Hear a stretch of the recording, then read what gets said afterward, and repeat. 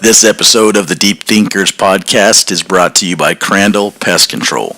Crandall Pest Control is a family-owned business that was founded in 2002. They do general pest control, rodents and weed control, but specialize in termites and scorpions. When you call them, mention the Deep Thinkers podcast and get $30 off your first general pest and scorpion treatment. This episode of the Deep Thinkers podcast is brought to you by Bright Island Outreach. Bright Island Outreach is a group of dental professionals. It's an organization that goes out to the Dominican Republic multiple times a year, and there they provide the impoverished people down there with pro bono dental work. They do cosmetics, surgeries, they do fillings, they do extractions, they do education on hygiene. They take mobile dental units and go into these neighborhoods, and they are networked with the local dental colleges there in the Dominican Republic. And they provide a good service to these people so that they can have healthy teeth and enjoy all the comforts and benefits that having healthy teeth involves. Something that a lot of times here in the U.S. we take for granted. 100% of the proceeds that are donated to Bright Island Outreach goes to the cause. So you can rest assured knowing that the money is put to good use if you choose to donate. Also, if you have a bit more of an adventurous spirit, you can accompany Dr. Eric, Matt, and Doug down into the Dominican Republic and lend a hand. There's always something that somebody can do. If you're a dentist, excellent. If you're a hygienist, awesome. If you're a tire changer at the local garage, that's good too. It doesn't matter what you do, they will find something for you to do if you choose to go down there with them. But for now, go to brightislandoutreach.org and buy a t-shirt. They've got nice, soft cotton quality shirts. Their prints are very cool. I wear my Bright Island Outreach shirt all the time. And people ask me what it is, and it gives me kind of an excuse to talk about it, to raise a little more awareness. So, thank you for listening, and go to brightislandoutreach.org. One item of housekeeping before we dive into this podcast. I did want to thank Tate Gunning for coming on and sharing his story, and also giving us all an update on his life and how he's doing. There's a lot of people that love Tate, and I know a lot of people that have been anxiously awaiting this podcast this week so that they can get the update on him. Recovering addicts, people who are in recovery and who have sobered up and have changed their lives, never cease to amaze me. There's just something about going through those hard times that makes them so real, so accepting of their flaws, so honest about who they are, and so bright and hopeful for the future. It never ceases to amaze me how real these people in recovery are, and just how, the amount of honesty and acceptance, and, this was me, this is where I was, this is what I did, it is what it is, I can't change it, this is what I'm working on now, these are my goals, this is where I'm headed for the future. Just something very inspiring. If you're over the age of 45 and your life hasn't been impacted by addiction, whether it's yourself, someone in your family, someone you love, or someone in a loved one's life or family, we all feel the winds of addiction in different ways. Some people get hit by them very hard. Other people are inconvenienced by them on a lesser level, but they can be no less damaging for the person experiencing them. If your life hasn't been touched by addiction, if you haven't had to fight through that, either with yourself or with people you love, then you're lucky, and you certainly at some point will encounter that. My only hope for this is that if someone needs to hear this podcast, that they hear it. I've shared some stories from my own life with my sisters on this podcast, and I did call and get the okay on that, because my little sister has a a very inspiring story that she went through and she conquered. And Tate has an amazing story that he went through and he conquered. So, not dragging my feet any longer, here we go, Planet Earth. Here is Tate Gunning. Hello, Planet Earth. I am here today with a special guest. Every now and again, I bring on people from my life that are truly inspiring, and this individual is definitely in that category. Today, I'm with Tate Gunning. How you doing, buddy? Hey, what's up, man? Dude, tonight's the first night we've seen each other in 20 years. Time flies. Dude, you look great, man. Like, you're yoked. I feel good. Dude, you look... Yeah, you look like an athlete, man. You look like you've been coaching kids and stuff, man. Yeah, the kids are fun. Life's good. Been hitting the workouts. Been eating right. Nice, dude. Yeah, you don't look 37, dog. I'll tell you that, man. You look like 25, 26. You look like I look when I shave my beard. I lose 15 years. Yeah, you lose 15 pounds, too. No, 15 years. I lose 15 years, bro. I get carded at movies when I shave this beard. I believe it. It's gnarly. Yeah, it's a lot of fun. But I'll tell you what, man, it's easier to shave every morning. Yeah, tell me about it. I shave beard and the top. Yeah, dude, it looks smooth, man. Yeah. Makes me feel fresh. Yeah, dude, it looks good. Yeah, dude, you look like a huntsman or like some high-powered CEO of some company with that shiny Daddy Warbucks look, you know? Oh, nice. I like that. I usually get other stuff, so yeah, that's nice to hear. No, I'm trying to keep it positive, Yeah, you know? good vibes here for sure. Yeah, Thanks for having me on, man. Oh, dude, thanks for coming on, man. Yeah, man, you've got quite an inspiring and amazing story, man. Let's start out with, before we dive into that, though, let's start with what you're doing now. Let's talk about coaching and things like that. Like, tell me, all I know is that you coach athletes, like a private coaching, which is totally appropriate because, you know, if we're going to go down memory lane at some point, we got to start with, back in high school, you were known as, one, an amazing athlete, and two, you were like a guy like Danny Page who got into the technical side of things. Like, you wanted to know the right way to do it. And correct me if I'm wrong, but a lot of that comes from your dad, right? Like, isn't your dad just a technisshan with sports? Oh, he's a monster. Yeah, Mark Gunning is a badass. Yeah, no doubt about it. So tell me what you're doing. That's really how it began. Is dissecting the swing, waking up before elementary school and hitting baseballs off a tee in your backyard. Second grade. Yes. And then after school was the same thing. So it never stopped, and that's how I was raised. But early on, he instilled the work ethic, and that's really what sports is about. Is how much can you get done, and how well can you manage your time. And the rest just starts to click. And so, right now, I am enjoying it. But there was a point that I was totally burnt out with sports. And so what I'm trying to do now is find the happy medium. For sure. Nice, man. I remember your dad was the Little League king of Mesa, Arizona. What's your dad's record? Isn't it like 99-1 or something like that? I don't know if he ever lost, actually. But I remember one loss. Yeah.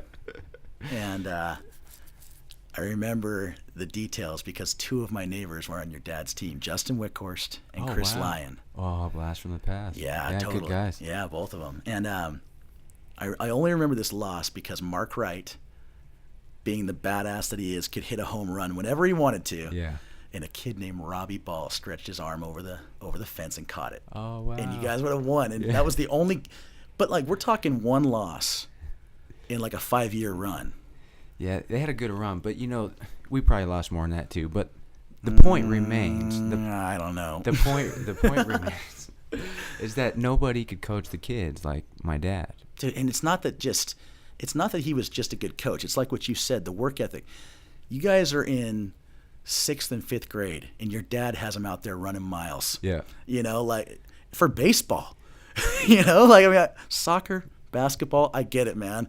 Run them into the ground. They need it because all they're doing is running. But baseball, your dad wanted his athletes to be primed and ready, like, boom, and just, there was no other coaches doing what your dad was doing. No other coaches were practicing 5 days a week during the season. No other coaches were installing that work ethic and that, no, this is what it takes to win. You want to win, right? You got to do it right, You know what really made my dad great? What's that? Was he could take a kid and really get a relationship built with them to where they would want to show up on time and they would want to work hard because they knew if they didn't, they would be running laps. And so there was no gray area. Right. The boundary was real clean. But what separated him is he could take that same kid that may not want to be at practice and somehow get them to go home in the mirror and do 100 swings before they go to bed, or work on the arm motion for the pitchers. So getting them to do stuff after practice was what made them so good. That's awesome. No, man, I remember because every year they'd have to draft for majors. The Little League draft? The Little League that draft, was a big deal. That was a big deal. Yeah. And I remember people, like guys being ecstatic when your dad drafted, like, I got drafted by Coach Gunning. Hey, so my dad would take notes on those. You remember the tryouts that we had? Yeah. Yeah, so he had like an Excel spreadsheet built where he could take, throwing rate 1 to 5, hitting awesome. rate 1 to 5. And so those were big days in our homes. I remember that growing up. Dude, I remember it wouldn't be the Little League draft without John Golightly sitting in his lawn chair. Chirping. In right field, smoking a cigar. Chirping. Absolutely. And you could spell it the moment you come on the field. Oh, yeah. I still see John Golightly pretty regularly. Yeah, I just followed him on Facebook recently. Oh, yeah, That's he's a good great. dude. Yeah, he's great. John is, I would love to get him on the podcast. Oh, he'd be so fun. Wow, he'd be fun. Talk about getting 1 million views in a month. Jeesh. Yeah. I don't think he'd come on, though. I just don't think he would. There's some stories that are meant for the airwaves, and there's some stories that are meant for the campfire. Yeah, you would have some eager listeners. Oh, yeah. Yeah. Me being one of them. Oh, yeah. I'm a big fan. Oh, yeah. And I've heard a lot of the stories that are meant for the campfire, and man, he's full of them. I bet you the delivery's awesome too. I bet he dude. can tell an outstanding story. He's so good. He goes into the detail, and he's a rough guy. He's a little coarse still. He has mellowed out with age a lot, but like he tells that story exactly like you want to hear it, man. It's great. Yep. So, but yeah. So are you now going back to what you're doing as a coach? Right. Now, are you doing baseball, basketball, football? Because you're great at all three. Yeah. So we're doing all of them. Nice. And I love them all. I really enjoy the quarterbacking, having the young For kids. sure, man. And I mean, week to week, you can see them progress. Yeah. And so it's right at the ground level, and it's helping me get by, but it's also providing me with something that I know quite a bit about. Okay, so with your quarterback athletes, because I've seen you working a little bit with them on social media, and it looks awesome. Yep. How often do you meet with these guys? Well, I like to see them once a week. Okay. And so when we get together, I'll outline a custom-built program for them, and we'll start off with the feet and the grip, and we'll work into taking drops, and it doesn't take that long for these young kids to just get the hang of it. Mm-hmm. And then when they get the hang of it, you can see something change in their eyes, and they get it. And so you just keep feeding them stuff, and there's so many fun, good drills that you can do.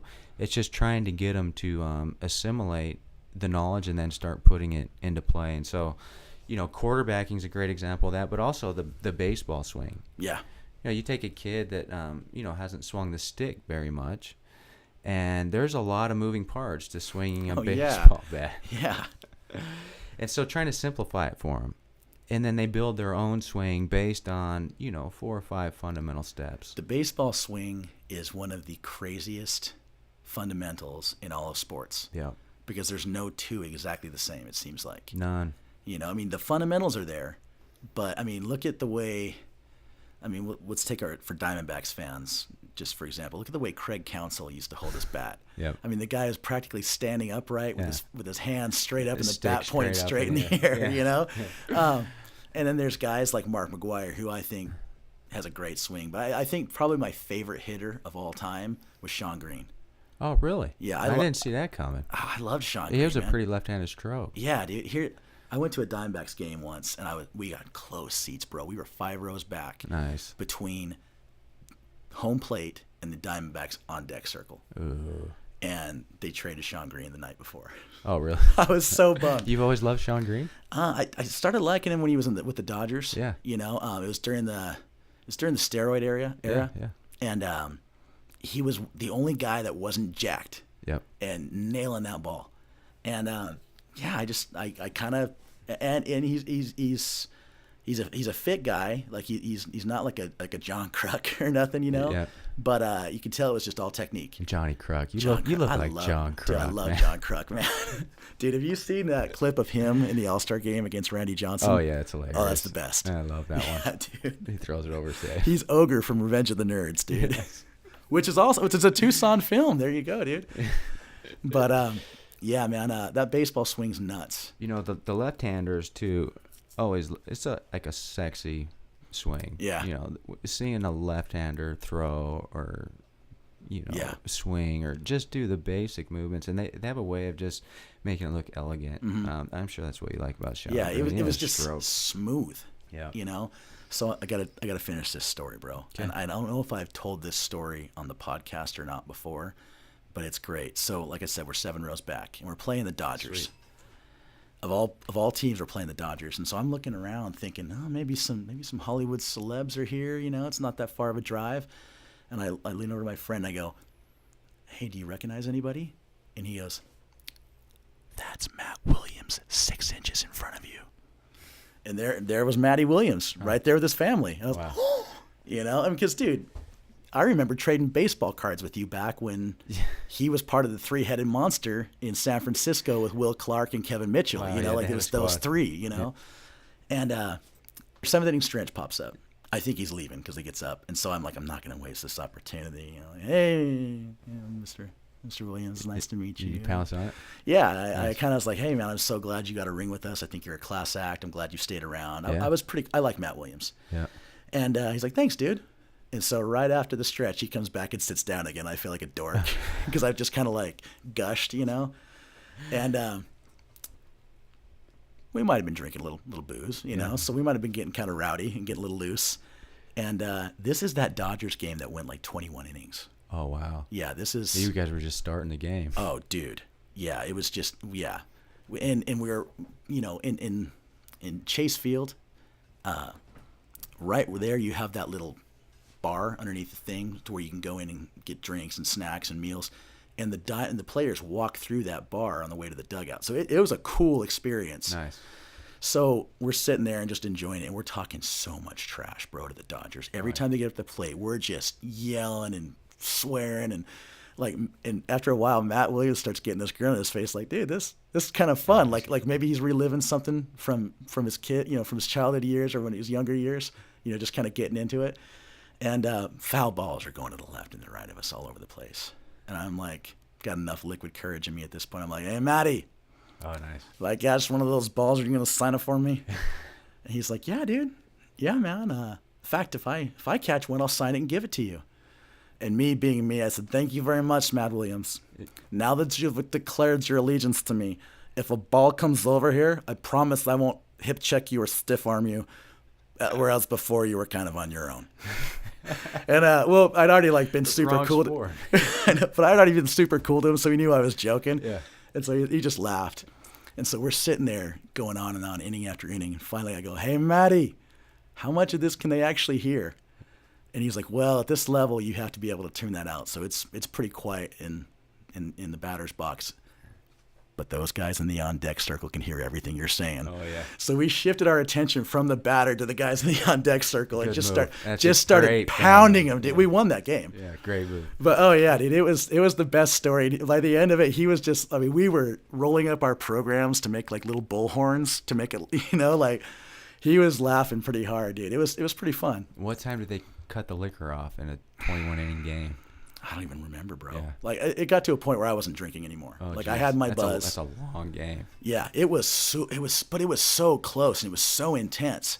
And I remember, I think it was like, it wasn't even like late in the season, but it felt like September baseball game, you know, like you drink beer for 21 innings and anything feels like a yeah, October but, baseball game. Yeah, but it was, no one was leaving, you know, it was like a real, like an intense, like even earlier on, like it was a weird start to like a really intense game. And it was right in the heart of like that Dodger, right in the beginning of that Dodger Diamondbacks rivalry, you know. Nice. I don't know if they had shit in the Diamondbacks pool yet, but you know, they definitely were playing like it, you know, like.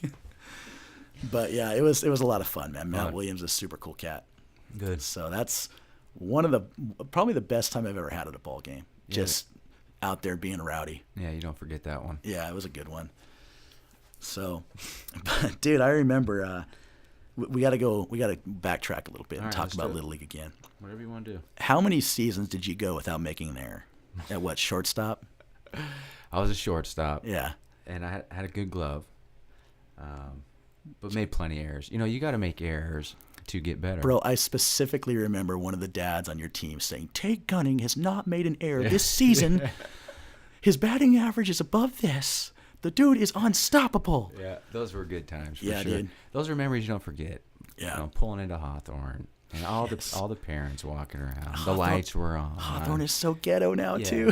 it probably was then. We just Might didn't have been, yeah. recognize it, but the smells, the sounds, the noises, Yeah. the people. That's baseball. Just the buzz, man. Yeah, that's baseball. And like all up and down Jensen Street in our neighborhood. Yeah. Like Oh yeah. so many baseball players lived off Jensen. Yeah, well, and that was the thing. When we were growing up too, everybody was playing Little League, and so Yeah. you went to school. You were talking about the games. You were wearing your hats, You're and wearing your jersey, hats. to Oh school. yeah, 2 times a week. Yeah. And we all had that in common. And what we're fortunate to have is a community of brothers and extended brothers that Yeah. all grew up real similar. Yeah. Yeah, and like you look back at the badasses in the league. Most of them were on your team, but your dad didn't catch all of them in the draft. He couldn't get all of them. Yeah, you couldn't get all of them. But like you said, your dad had a way of developing athletes where even those later draft picks, he would make it worth it. Yep. Yeah, and we still run into guys that we play Little League with. Oh, sure. And hey, coach, I'm with my dad, and we Yeah. bump into somebody, and they're giving hugs and high fives, and we're reliving the days Yeah. for several minutes, and that just makes my old man's day too. I'm sure. Yeah, I remember Billy Wright had a heavy bat back then. Yeah.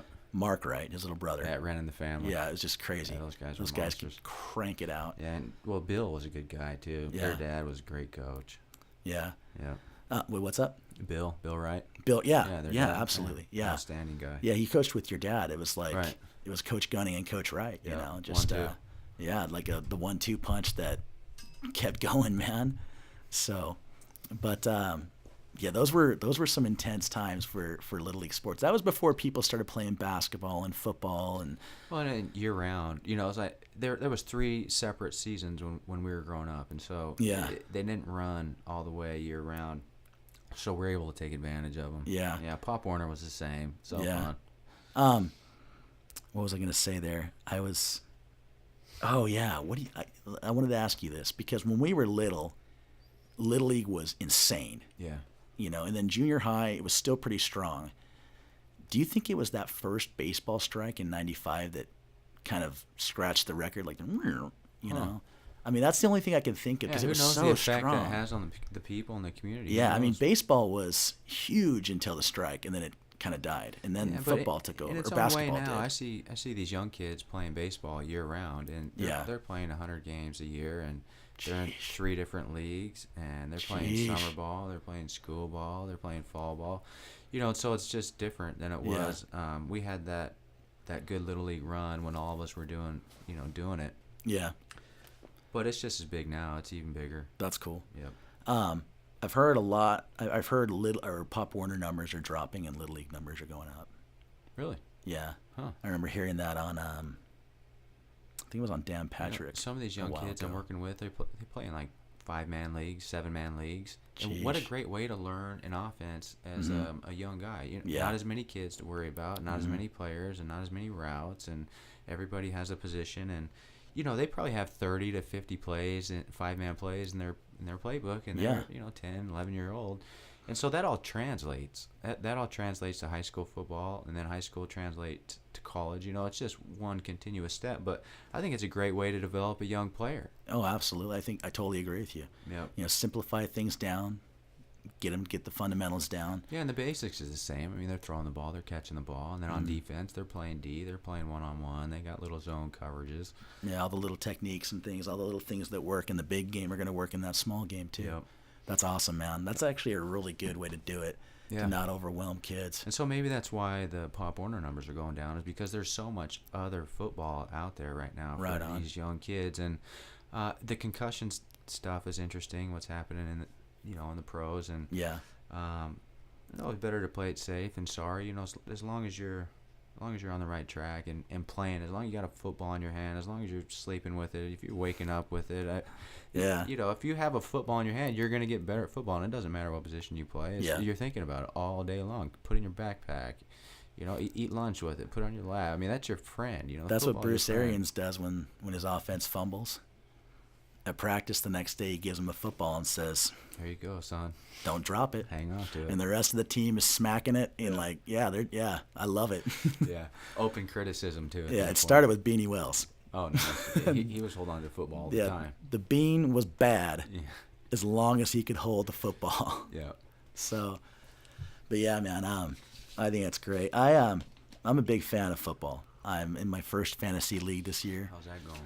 I'm not exactly like the most knowledgeable football fan. Yeah. I love the Cardinals and I'm great with the Cardinals, but I'm not real good outside of that. Yeah, So fantasy makes football interesting. yeah. Oh, it's definitely. I'm a big Packers fan this year because I got Aaron Rodgers. They had a good win last week. Yeah. So, but yeah, man. I talk about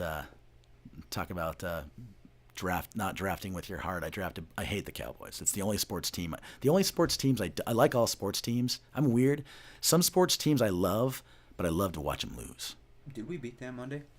No, we lost. We lost. Yeah. But like the Yankees are like that. Love the Yankees. Love their uniforms. Love their logo. And I love it when they lose. Yeah. I love it when they make it to the playoffs and lose. I'm weird. Yeah. But the only teams I don't like are Texas teams. Yeah. And specifically the Cowboys. Hate them. Yeah.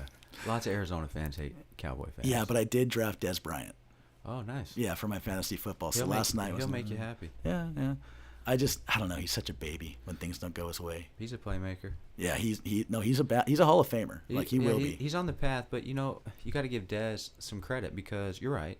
He struggles with a lot of things, but he's also gotten improved in those That's true. areas, and he's gotten better. And when I say he's a baby, like there's a lot worse things. Like I could say someone's lazy, and that's way worse. As an athlete, that was way worse than calling him a baby. Because being a baby, all it means is you want to win so bad, and you can't control it when you lose. Yeah, and if you're on one, You're passionate, If you're yeah. on one franchise for most of your career, then that speaks a lot about you as a person too. And Yeah. he's been with the Cowboys his whole career. Yeah. If he was a ruckus in the locker room or a bad egg, it doesn't really matter how good the guy is. They're going to get rid of him, and he's going to start trickling around. But you haven't seen that with Dez. No. If I was building a team, I'd want him on my squad. Yeah, I would. Dez seems like he's all about business. Yep. Yeah. Which you got to respect, even if he's on a team you hate. Yeah. So you might end up loving him by the end of your fantasy who season. knows, We'll see man? how it Who goes. knows? Stranger things have happened, bro. Yeah.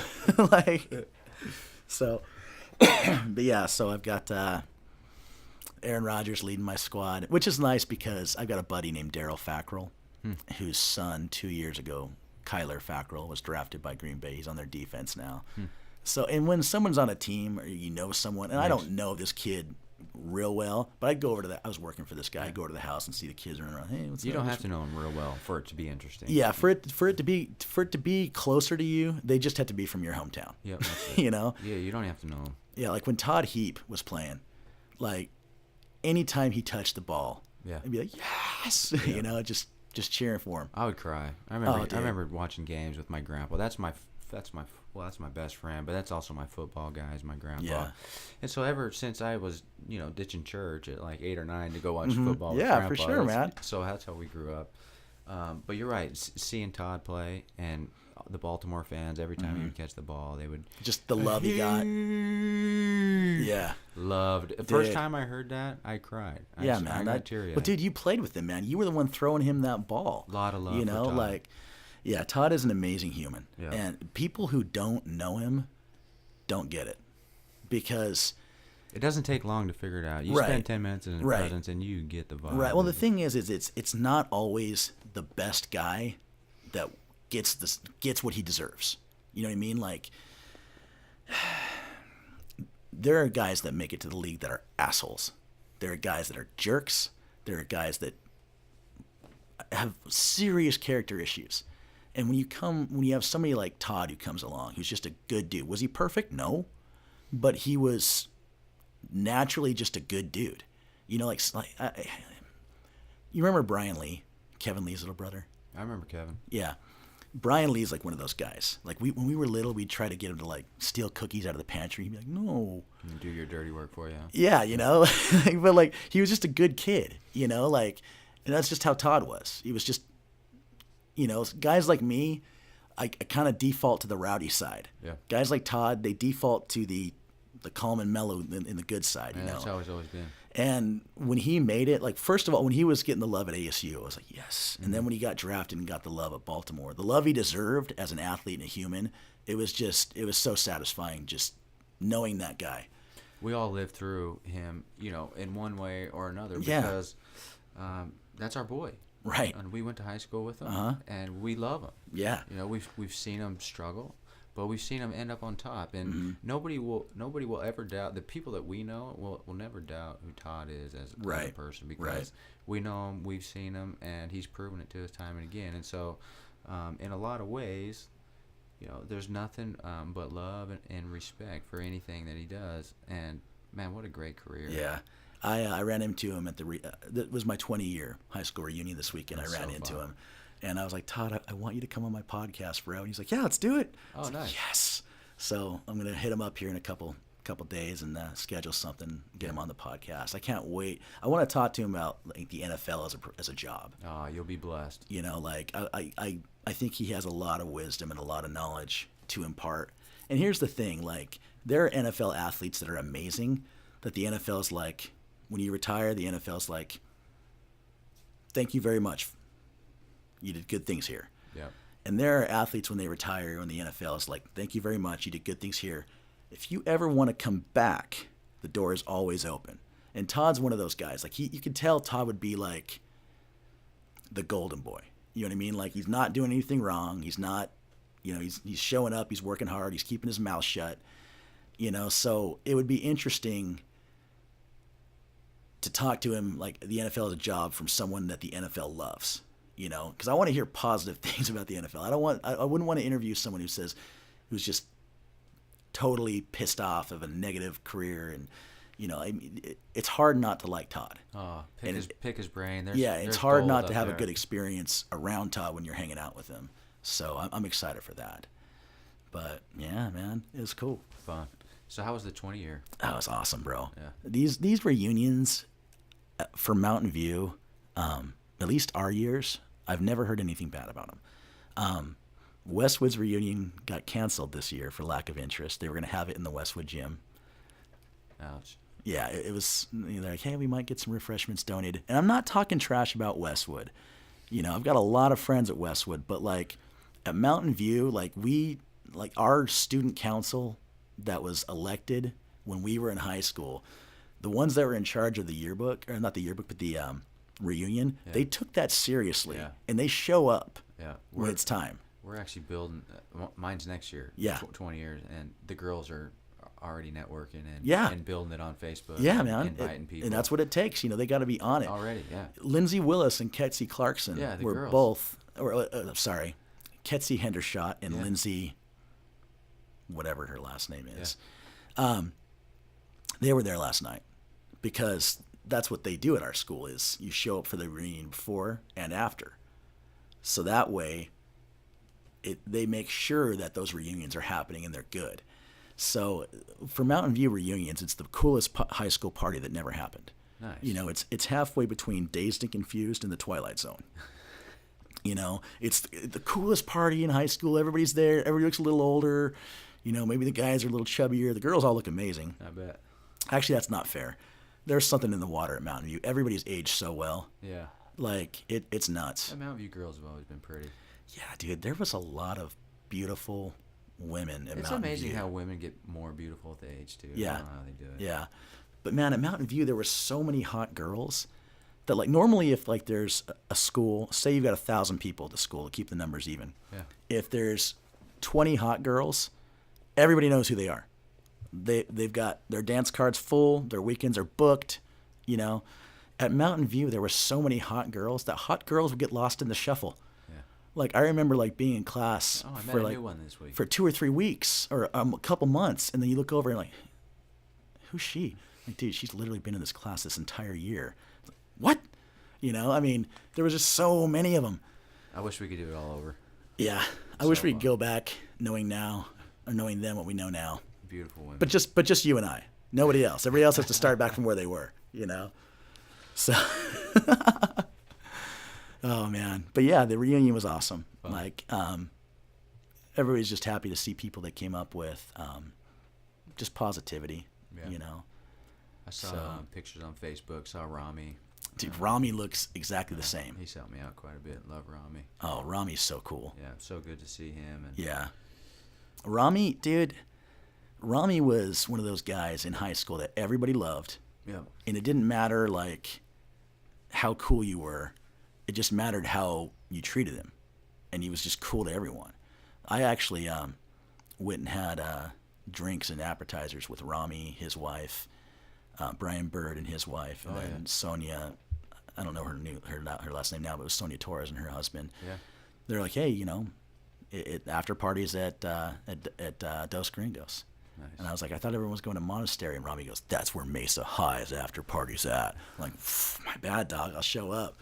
So it was only the 7 of us, and we sat there and hung out and talked for a little while. I had to go, but it was a lot of fun. Yeah, good Like, crowd. Yeah, good people. You know, and I hadn't seen any of them How since long high were school. you there for? How long were you at the reunion for?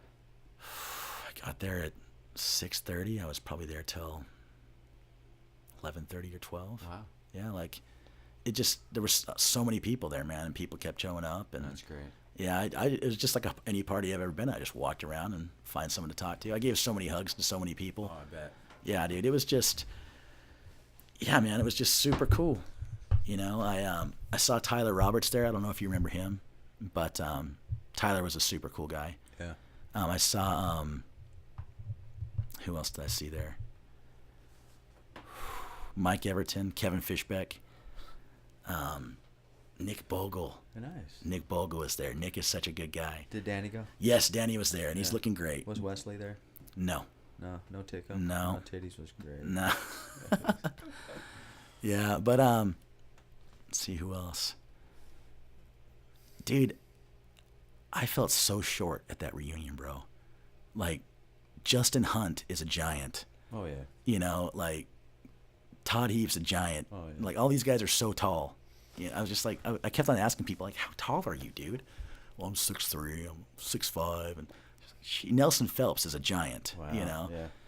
and like it just, I was talking with Kevin Fishbeck and Doug Bonham and Danny Page, and we were talking about sports and stuff, and I was like, we're talking about height, and I was like, you know what, guys, let's not forget that I haven't grown an inch since 7th grade. I was blocking all your shots growing up. Yeah, once upon a time. Yeah, and then I was like 4 inches taller than everyone. You hit the early growth spurt. Oh, dude, and I was so tall, man. I was cocky about it, man. I was blocking shots and rebounding in basketball. Oh, I'm Mark West, you know. Yeah, 7th grade, I quit growing. 8th grade, I was like, all right, everyone's looking a little taller, nothing to worry about. 9th grade, I'm like, crap, I'm average. I'm as tall as everyone else. Sophomore year, I'm like, you got to be kidding me. Yeah. By the time I hit my senior year, it's not that I'm bitter. It's just that I'm very angry about it, you know? Like, how tall are you? Never hit the second growth spurt. Never did? No. Yeah, you and I are in the same boat. 5'9", 5'10". Yeah, I've been claiming 5'9" for years and years. Yeah. But Chance Verselli measured me. He says I'm 5'5". He's a liar. 5'5". Chance a good dude. I love Chance. 5'5". But yeah, dude, yeah.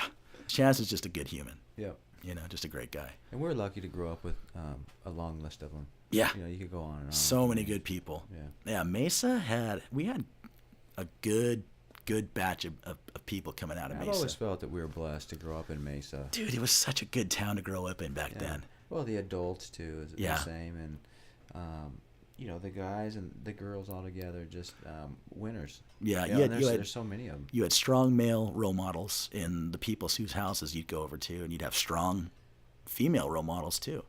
You know, I mean, look at your neighborhood. You know, there's so many like power couples that came out of that MacArthur neighborhood. You Right. know, Well, I mean, our neighborhood, you're Yeah. a little closer to MacArthur, but it's all the same hood. And we had the cul-de-sac with Sonny and Griffin Goodman. Yes. And the Ethingtons there. The Ethingtons, and the yeah. Pittys were across the street. And the Wootons were around the corner. Yeah, the and Burtons were just down the road. Burtons, yeah. Ellingsons. The And Shermans. talk about an athletic family, the Shermans. Oh my sure. gosh. Yeah. Yeah. Yeah, and then Griffin and Sonny were Super always athletes. the best. Those Yeah. are like big brothers to me. And Joe Germain was one of my heroes. Love Still Joe. is, yeah. Yeah, Joe was another guy who was super humble, and like when he made it, because he was in my ward. Oh, yeah. Yeah, I love Joe. Yeah. And Joe Germain Sr. Did you Big ever know Joe. Big Joe? Bless his soul. Oh, Rest man. in peace, brother. I mean, so much Love for that him. guy. And you know, Phyllis just passed away recently. Did his she? mother, yeah. Wow. And so they're together again. And but yeah, you're right. It's like talking about Little League baseball. Same thing. Watching those guys play growing up, and to me, those are my heroes. You know, there wasn't anything those guys couldn't do. And Dude, how ballsy was Joe Jr. to get drafted by the Rockies, Right. and be like, nah, I'm gonna go to Scottsdale Community College, Yeah. learn the offense, and then go to Ohio State, and then go to the pros as a football and player. he What I want to won a do. Rose Bowl. Yeah, dude, he did great. And he won a Super Bowl. And he run a Rose Bowl against ASU. Yeah. Like, Yeah, dude, you're right. everybody in our Yeah. neighborhood was so torn. Yeah. You remember that? It was like, I was rooting for the Buckeyes, and I oh, went, dude, I went to Arizona I did, State, yeah. so. Well, I mean, my dad went to ASU. We've always been like ASU family, but in that house that night, we were Buckeyes. Yeah, same you know, here. like it was just. Sorry, ASU's 15 miles that way, but Joe's in this neighborhood. Yeah. You know, so, and everybody. I mean, Jacob Plummer was cool, but like, he wasn't a Joe Germain. Yeah. You know. Tilly was on that team too, though. Tillman. Yeah, Pat Tillman oh my played for gosh, Arizona yeah. State, so. Dude, how blessed are we as Americans to have Pat Tillman in our Yeah, state? I played baseball with his younger brother Kevin. Did you? At Arizona State, Tight. and so we got to know Pat, you know, here and there. And Yeah. he's one of those guys you only had to meet him one time to realize that he was in a league of his own. Yeah, that And, dude was something special. Oh, mentally, spiritually, physically, and all components of his life, he was a master. And on the football field, you could especially see it. Dude, he played with so much enthusiasm. It was almost like he was out there hitting people with reckless abandon. Yeah. You know, he just was so exciting to watch. Who else would you rather go to war with than Pat Tillman? Yeah. I can only think of one other person, and that's Jocko Willink, and that's because I listened to his podcast. He's a Navy SEAL, and he was the commander of the U.S. forces in the Battle of Rinaldi. But I'm sure he would pick Pat Tillman Yeah. as his second, you know? Those are A-listers. Oh, dude. And the thing, and how he passed, man, like, Yeah. and how the military covered it up, it was just so, like, He's an American hero. yeah, dude, that's all it is to it. You Yeah. know, it was so, like, yeah, dude. Pat Tillman's just a badass, like, no other way around it. You know, here's the thing with Pat Tillman. You could walk into a home game in Oakland, Cardinals playing the Raiders, wearing a bright red Tillman jersey, and I think that's the only jersey you could wear and get away with it. Oh, yeah. You know, People are respecting him for it. Yeah, because they're like, you know, because in Oakland, man, you'll get beers thrown at you, man, if you're wearing the other team's jersey. They don't like that there. Right. You know, but if it's a Pat Tillman, it's like, Pat Tillman. Yeah. Okay. So that's what I love about it. I feel like I can get a Tillman jersey and wear it anywhere. Yeah. And nobody's going to say anything. Yeah, we're so blessed to have people like that in our Yeah. lives to look up to and grow from and learn with. And, Yeah. Yeah, man. Have you done the Tillman run? I haven't done it yet. Let's do it this year. We should do it. Let's do it, man. Yep, I'm It's in. in April. I'm down. We'll make it happen. 4.2 miles. Yeah. I'm on I it. did it a couple years ago and loved it. Yeah. Yeah. We ran it's for the John Vulcan Academy, the recovery facility I was at. And we ran the Rock and Roll Marathon Nice. this past year. So I got my feet wet. I ran the 10K and Sheesh. huffed it. Yeah. Have you ever heard of the Color Run? No. It's basically you wear a white shirt. They give you a white shirt that says the Color Run on it, and as you're running, there's chalk cannons that they paste you with Weird. colored chalk, and it's just to celebrate happiness and love. Huh. You know, like that cool music. It's a fun run. You got people walking it and stuff. The Color Run, it's worldwide now. Like Interesting. a guy from my mission started it. Really? Yeah, John Connors. His Cool. mom was a performing artist who used to write music for Chris Ledoux. This guy is awesome. That's Like cool. he's a super cool cat, and he's He's totally awesome, man. Like, Sounds trippy. yeah. So anytime you want to do a run like that, as long as it's not like a 10, I'll do a 5K, no problem. Yeah. A 10K, what's a 10K? 5 miles? Yeah, just over. Just Oh, I'll do over. a 10K, dude. I don't care. Yeah. I ended up walking. Yeah. Yeah, for sure. Yeah. But it was about supporting the John Vulcan Academy. It's out. guys. It's about. and that's it's what- about that's being why we out went. there. Yeah. Yeah. And the vibe. Yeah. You know, the people. It's like you step onto that scene and boy, it's humming. You can feel Yeah. it. And you start in line. It's and, fun, man. Oh, just good energy. Yeah. That's what it's all about. If you do that run next year, I'm down. Cool. Let me know. The I'll go JVA support guys it. are actually doing the Tillman run this year. And so Oh, cool. We'll do it in April. Yeah, let's do it, man. Yeah, that's a special place out there. Yeah, it's and you're running through ASU. You're Yeah. you know, and dude, the way they finish that is a setup, bro. It is a total setup for you to have an emotional breakdown because you're out there, especially like for me, it was my first run. Yeah. And you're coming in, you cross the bridge and you go into the ASU stadium and you run through the little dome and onto the field, and that's where you finish, bro. And everyone's there cheering, and like for me, it was my first sense of like I did this, man. I nailed this. I ran the whole time. I got this, like, and bro, like I got a little bit of a breakdown, man. Like some tears came out. And honestly, like the group we were running with, there was this kid. I don't even know him that well, but he was a high school kid, and I was just so exhausted, but I wasn't gonna stop. And he had finished the race and saw me and hopped back out and ran the last like quarter mile with me. Right. Dude, that was so like I was so happy to see him. Like it was just like, oh, man, like thank you. Like I needed some support right here, you know. And yeah, dude, it was so rad to like just that feeling of accomplishment. Like I did this. I'm out here supporting Pat Tillman, supporting the Tillman Fund, supporting the cause, supporting Arizona. And yeah, dude, it was a powerful experience for me. I'll never forget that first time, man. Yeah. It was, yeah, I loved it. That's cool. So, so let's talk a little bit about recovery, man. Like, Yeah, let's do it. honestly, I know this is a sensitive subject for a lot of people. Yeah. And you know where I stand, man. I've got two sisters that have been down this road. One has made it through it, and one is currently clean. But it's also difficult to tell with her because of, you know, she was a compulsive liar before she discovered meth, you know. So it's kind of hard to tell where she's at sometimes. So Yeah. I've been on very close to this issue, you know, and I understand that a lot of these things can get very personal. But whatever you want to share with people that you think can either give people encouragement who are either going through this with people in their lives, or even if they're in the middle of it themselves. Like, I'm a fan of Tate Gunning, and man, you look great. You're doing great, and you've looked that darkness straight in the face. And I've lost people to opiates, man. Yeah. People I loved. And you've looked that darkness straight in the face and conquered it. And what's cool about you is you're going back to help people who are still struggling with it. And that's amazing, man. Like, whatever part of your story you'd like to share tonight, I would be honored to hear it. Yeah, I mean, let's talk, you know. Yeah.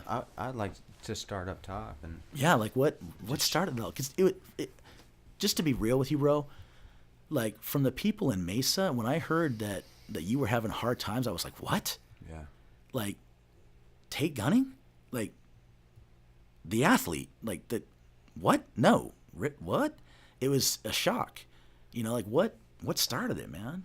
You know, it's interesting how things can come full swing, and it'd be real hard to pinpoint one thing, but everything has a starting point. Right. You know, and for me, it was tobacco.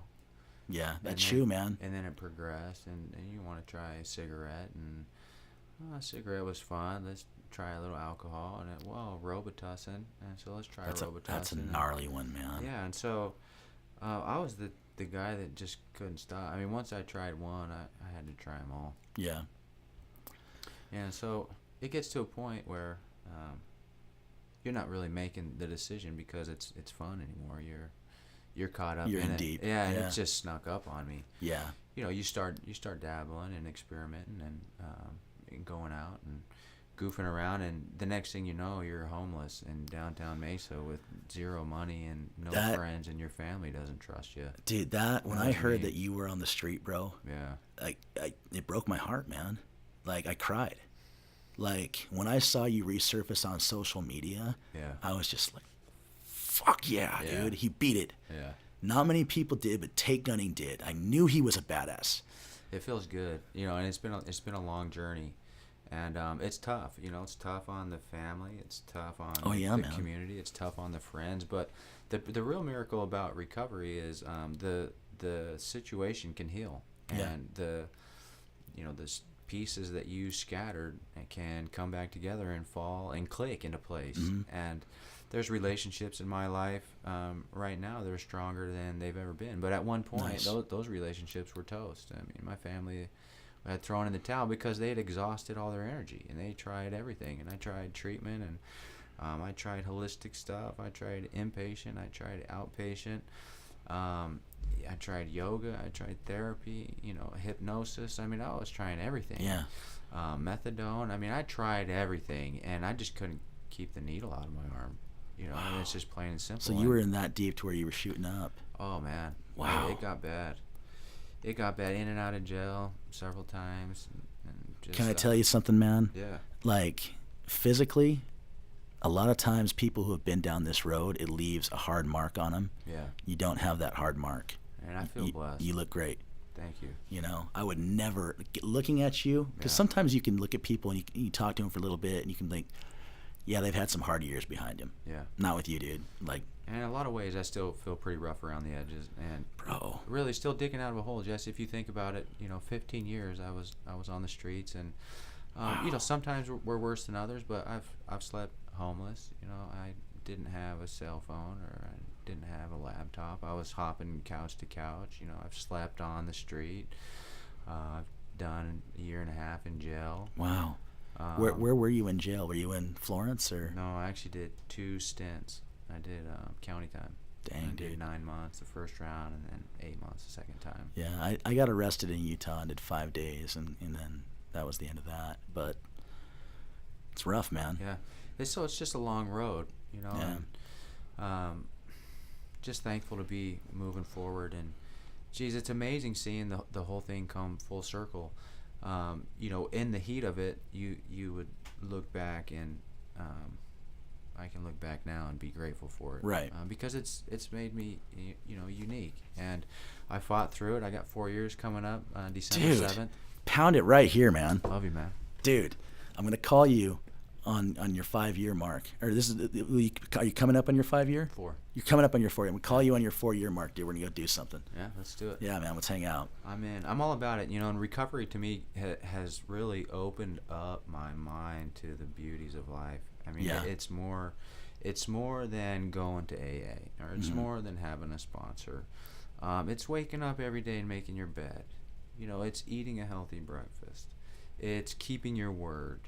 It's going to bed on time. It's writing in a journal. It's meditating. It's working out. It's cultivating relationships. It's expanding your horizons. I mean, every single thing I do, I feel like is an active part of my recovery. And I was taking life for granted.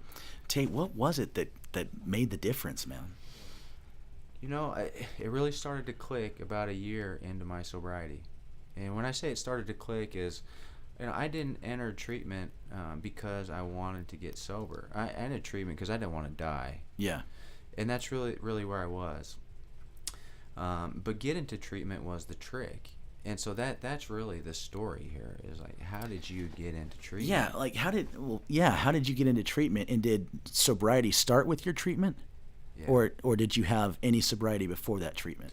I had tried everything. Okay. And I would string together a month, and then it would all unravel. Yeah. Yeah. And so that was the story of my addiction. It was up and down, up and down, up and down. That's it. That's addiction, man. And so I got to I was homeless there downtown Mesa, getting my stuff, and I was on too many medications, and uppers, downers, lowers, and in-betweeners, and I took a shot of heroin and overdosed. Wow. And so I didn't know it at the time, but I ended up on the street, left to Wow. die. And so I don't know exactly what happened, but Someone found you and took you to the hospital, or no, evidently somebody called the paramedics. wow. And so Do you know who? I didn't wake up until the next morning, and I don't really know exactly how it happened.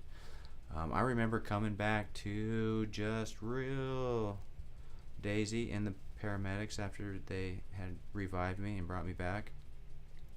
But I don't remember a whole lot until the next day, waking up in the hospital. And when I woke up, my head was bleeding, my shirt was ripped, my pants had a hole in them. So they threw you out of that car. I don't really know what happened, but I know that I overdosed and was left to die, and I know that that's what I needed to make a conscious decision that I needed to change some things. I mean, it really hit me square in the face. Damn, bro. Like, I'm blown away right now, man. Like, you are in the middle of the coolest fucking comeback story of all time, man. I love like, hearing that.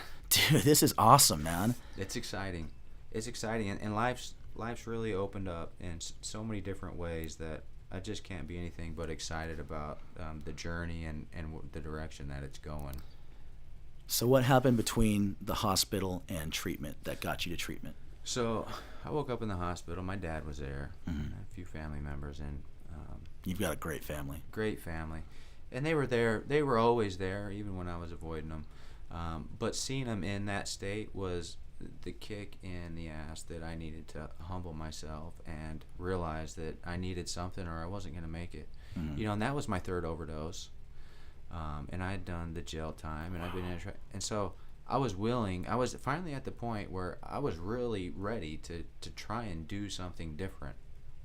But it didn't start clicking for a year. And so I checked myself into the John Vulcan Academy as a horse boarding facility. Nice. 40-acre ranch in Gilbert. So cool. The best. The owner's name is John Vulcan. What street is that on? It's on Val Vista, just south of Riggs, almost to Hunt. And it's a beautiful equestrian facility? It's a 40-acre, Big- beautiful big equestrian arena. ranch, I think I've feed seen it. store, big Yeah. arena. Yeah, I had an ex-girlfriend who was big into horses, and I remember riding by it and taking pictures and like, check this place out. Yeah, that's the spot. Yeah. That's where I regained my sobriety. That's awesome, man. The coolest thing about the academy is it's a long-term treatment facility. And so when you check in there, you're there for 2 years. Nice. And that's when it starts to take place. It's real slow at first, and these 28-day treatment centers, the kids aren't getting the tools and not getting the resources because they're not there actually long enough to detox. Yeah, I thought 28 days just seems like a pit stop, man. And like it's a pit stop. Yeah, I mean, like when you have an addiction like heroin that turns into a sickness, Yeah. like you need a total change in scenery, and you need stability after that change in scenery. I understand that. I mean, that doesn't seem like it would be something to be difficult to understand. And the real beauty of the ranch is there's a one-time intake fee up front, but from that point on, you work 40 to 60-hour weeks, and you sustain the 40 acres, and you work with the horses, and you operate the feed store, and you cook your own food, and there's a garden, and there's a construction crew, and there's a welding crew, and all those things that you would need to run 40 acres of land, and to keep it upright. So it's a self-sustaining, facility, therapeutic community. Yeah, that's awesome, man. And so, how long were you there? I was there 2 years. Sheesh. I was there 2 years. Do you still love horses? Yeah, I've always loved horses. Yeah, man, horses are awesome. I've That's always cool. loved horses. I think The thing I really enjoyed doing at the JVA was the gardening, though. I love gardening. I know. I'm a big fan of your Instagram because you like the chili peppers. Oh, dude, there's See, a guy. I love the tomatoes. There's a guy named on YouTube named, I don't remember his first name, but it's Nunez Pepper Garden. Nice. And all he does is grow peppers. He's here in Arizona. I'm going to have him on the podcast at some point. Cool. But I was actually building rows at my house today for the fall garden. Nice, I dude. got some seed I'm going to throw in next week. And you're big on tomatoes? That's my bread and butter. Yeah, that's my favorite plant. I'm going to give you take this or leave this, but the only advice I have on tomatoes is plant marigolds. I just bought some today. Dude, plant them. The orange and yellow marigolds. Yeah, plant them to where the roots are going to touch each other. Why? tomatoes are super sensitive in absorbing flavor from what's grown around them. And not only do the marigolds make them taste better, they make them sweeter, but they also keep bugs away. Yeah. And so if you're planting 3 tomatoes like this, plant 3 marigolds like that, just right in between them all, and then plant 1 in the middle. So 4. Yeah, dude. They'll help keep those stinking tomato caterpillars away. Yeah, and they attract the bees too. Yeah, but those tomato caterpillars. I've killed caterpillars that big. Oh, dude, I pulled 6 of them off a jalapeno plant like 3 or 4 weeks ago. They like the jalapenos too. Oh, dude, they are one of them. Talking about the ones that got the big horns on. Yeah, one of them is super destructive, like neon green almost. It's amazing how you don't see them more often. Yeah, dude. And then you catch them and they're 3 inches long. Yeah, the only way I've learned how to do it is I have to put my hands in the bush and rub it through it. And it's like you're touching like a squishy piece of skin. I don't like touching the bush all that much. I mean, if I was a bush, I wouldn't want somebody running their fingers up me. Especially when you look like you. Yeah, exactly, man. Here's the thing about that, though. It's actually good for them. Because any type of distress, like you can take a bush and shake it, and it'll actually thicken up the stalks. Like, that's why trees that blow in the wind are thicker. You know, things like that.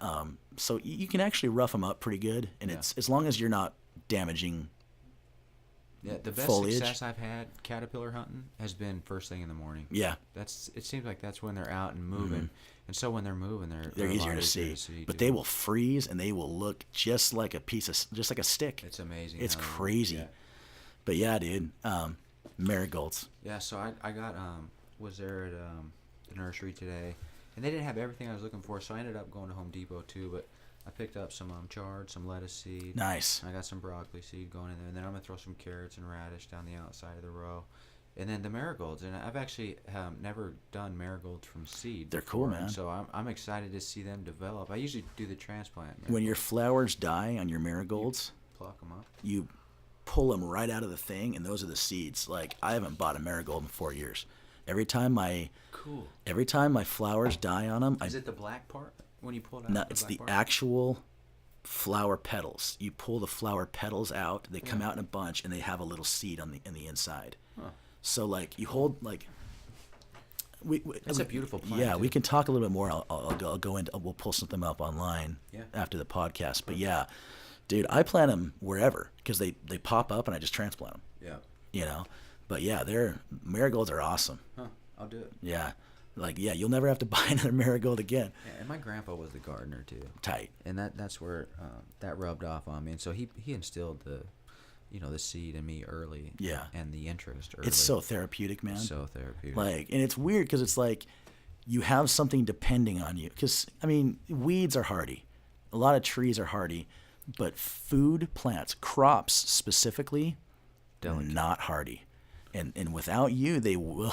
And now there's things like Israeli artichokes and stuff that will grow wild and stuff, and they're hardy. But most crops are pretty delicate, and so without you, they're gone. You know, I love it, man. And so that's what I was doing on the ranch was the gardening, and so it was right about that same time that everything started to click. There's just something about being on the earth and getting your hands dirty and getting the green thumb going. That brings you back to reality, and so for me, centering. For me, it was completely grounding. Yeah, totally. Balanced. I get that. Yeah, yeah, man, and I can totally understand how like old guys get grumpy about their lawn and their garden, like leave that alone. No, you know, like dude, it's I worked on that. Exactly. But the horses were cool too. And I learned how to cook meals, my own meals. Just so many things that I had neglected in life that when you have 2 years to recover, you can start fresh. Yeah. And, I started working out at a certain point. And so it's like a building block. You block. look jacked, dude. Yeah. Like you look like you're in great shape, man. I'm proud of you, dude. I'm eating right now. Yeah, I can tell. I got the time to do it. It was 37, no kids. Same here, man. No wife, yeah, same here. Can pursue the passions and the interest, putting a lot of stock into personal development. Yeah, you told me you had a lot of projects going on. Lots of good stuff going. Yeah, let's talk about some, man. It's going to be fun to see where it goes. Now, you said you're getting your real estate license? Yeah, so I actually applied a year ago. Nice. And they denied it. Jerks. I got three drug felonies. Okay. And I got a DUI. Okay. And so at the time, those were still there. Okay. So they made a good decision. Right. Yeah, I was gung ho and so hungry to get started because when you're on the streets for 15 years and you regain your sobriety, you want to get you rolling. have a vision. Yeah. And so they denied it, and they make you wait a year, and I'm actually in the process right now of reapplying, and so. Tracking down the paperwork and everything that they want me to get buttoned up to submit the application the second time around, and we'll see how it goes. Let me know when you get that real estate license. We'll work out a sponsorship so I can give you some advertising on the podcast. Oh, that'd be great. Yeah, I'd love to, take man. you up on that. Yeah, for sure. So I was in Tucson for the last year working for a land broker. Okay. So when I knew that the state was denying the license, I wanted to get my feet wet. Because I was so far behind in so many other areas, right? Because of the choices that I was making, I needed to learn how to log onto a computer and start up Excel and push some numbers and run data and do all the things that I'll need to do as a broker in commercial real estate, and that's what I was doing in Tucson for the last year, and so I feel like I've got my feet wet and that I've learned the tools and resources that are out there to hit the ground running once it hits. And so at this point, we just keep our fingers crossed and see where it goes. Man, I'm proud of you, dude. A lot of people would be crestfallen and heartbroken and give up on a dream like that after being denied, but not you, dude. You're making it happen. And there's so many good people that are in my corner rooting for me. Isn't that awesome, dude? Oh, it's the best. When people decide to really make a change, people will rally behind you. Yeah. And I know there's people that have addictions that worry about that. And it's like, it may be a little tough at first, but people will rally. Yeah, and they want to see you doing right, and you got something to prove. You've been lying your whole life. I knew I was, and I was trying to cover up the shame and guilt, and the hole just kept getting deeper and deeper. But when I made the decision to change and started making those decisions in my life that would put me on track to be moving forward, that's when everything started to take place. And so, one piece at a time, it's coming together. I'm proud of you, man. I want to share with you my little sister's story. Sure. Sophomore year, and she might kill me for doing this, but I don't think she'll care. Sophomore year, she started getting really rowdy, and junior year comes up, and I'm living out of state, right? And so she's beyond my parents' control at this point. And so my parents send her to Turnabout. It's a rehab up in Utah. Yeah. And she turns 18, leaves Turnabout, comes home, almost dives into the life right away. Yeah. Starts dating a guy, and they gets her into meth. Mm-hmm. And one thing I will say about those two, because they're still together, is they beat the odds, they beat the stats. It's very hard to stay sober when you've used with someone in a relationship. And they did it. I mean, it's not impossible, but it's hard. Yeah. And the numbers and the statistics aren't in your favor. But so this was 2013, I think. It was probably when I moved home. 2012. Late in 2012. And we'd had some things happen when she was strung out to where I was like, listen, I'm done. I'm done being manipulated, and I'm done being lied to. I'm just done. And I had two sisters on the street at this time. And so I knew it wasn't about me, but it was affecting me. And so I had to deal with it. And for me, the way to deal with it, my older sister, I haven't talked to for 15 years. Yeah, no, well, take that back. I've said like maybe 10 paragraphs in the last 20 years to her, because she's a toxic person.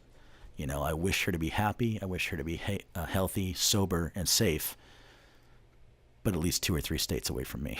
So, but my little sister I've always gotten along with. Yeah. So I come home, and my dad, when she was strung out, I have to give it up to my dad, because he took her to every court appointment, every UA, every drug court appearance. Like she would have been lost in the system. It's so tough for families. You know, and my dad is just a wonderful, delightful human. You know, there's certain people where the only way I can describe it is they're a delightful human. You know, my dad's in that category.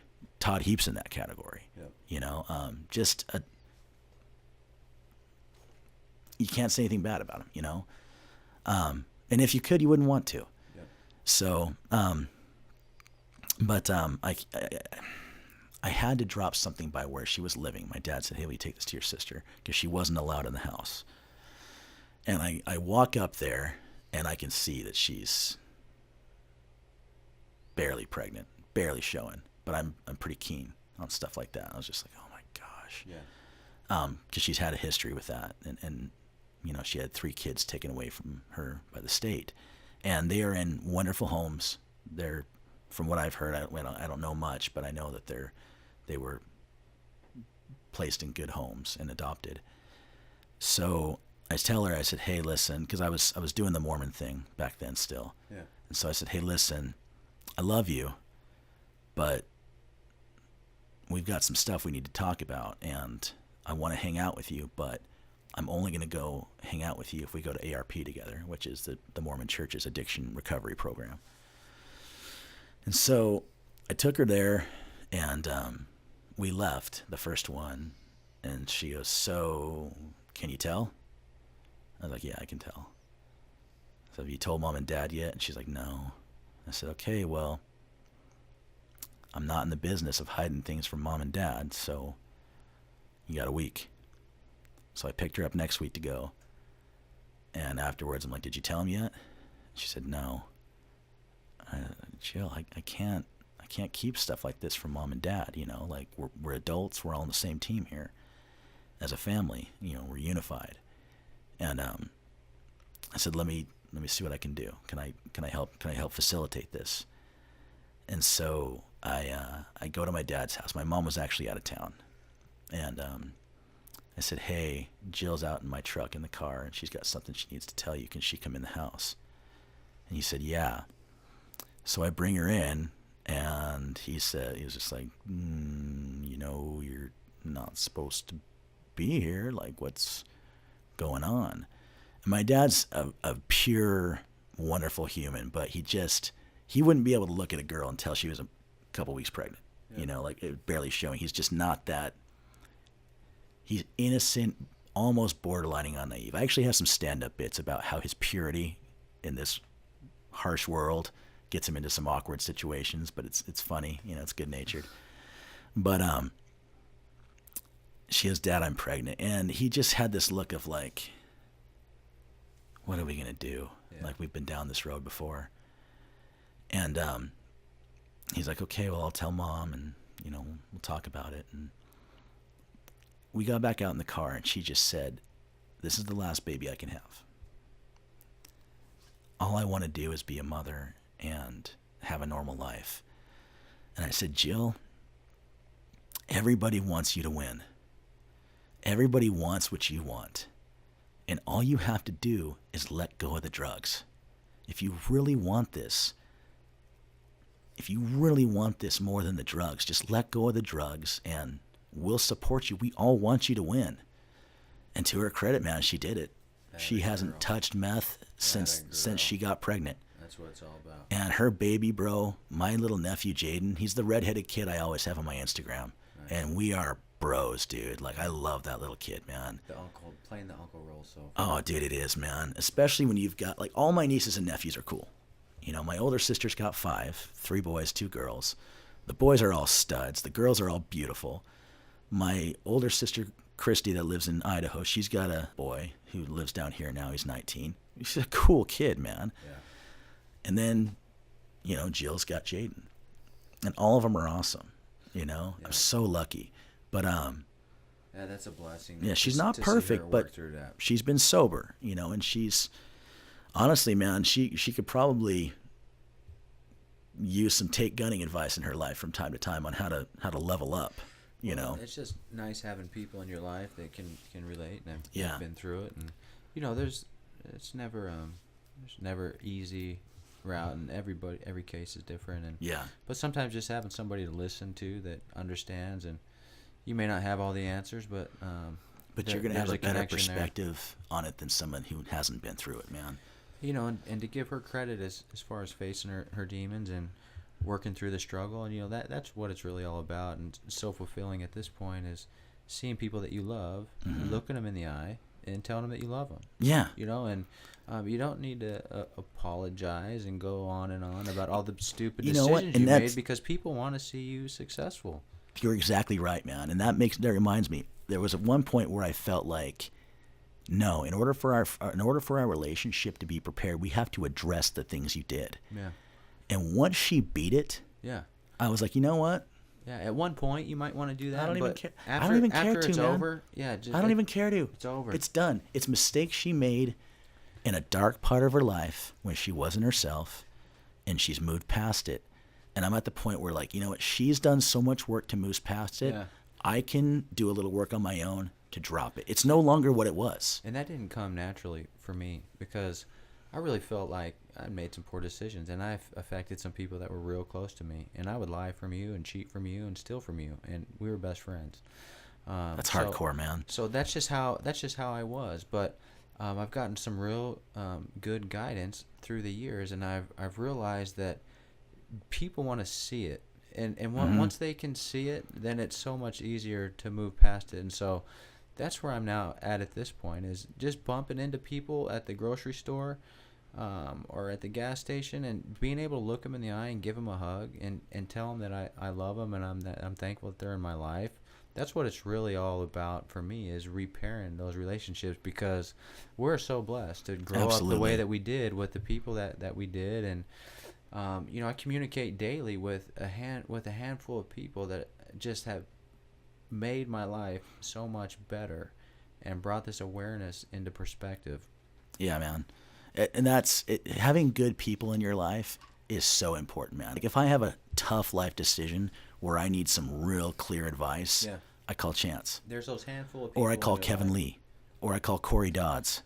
You know, I've got people that have strong impacts in your life. Yeah. I refer to them as my life's teachers. Yeah.